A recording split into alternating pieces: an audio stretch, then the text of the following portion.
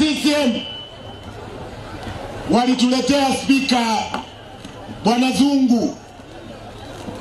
Mimi nilisimama na nilimuuliza Zungu, tumetoka kwenye uchaguzi, watu wengi wanalia kama walii machozi unayoyaona wewe. Watu wanalia machozi ndani ya mioyo yao, na hali hiyo inatokea kwa sababu Tanzania hatuna katiba mpya na hatuna tume huru ya uchaguzi.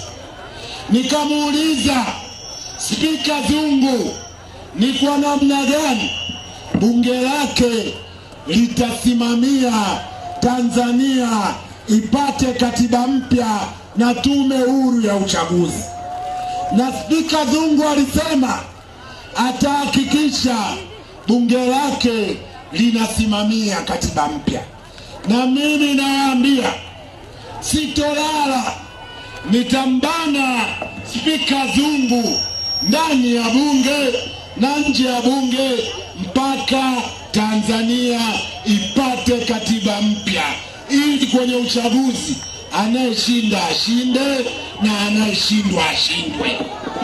Na nilimwambia Waziri Mwigulu Nchemba kwamba sisi tunamkopesha imani, ndio nilichomwambia, lakini tunataka afanye mambo matatu. La kwanza, ahakikishe rasilimali za wananchi zinatumika kwa ajili ya maendeleo ya wananchi, sio mafisadi wachache.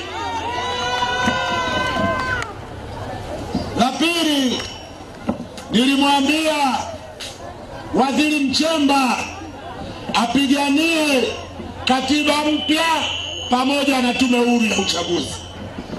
Na la tatu, nilimweleza Waziri Nchemba ahakikishe tunashirikiana katika kuwaletea wananchi maendeleo kwenye afya, kwenye barabara, kwenye umeme, na asiangalie tofauti za vyama.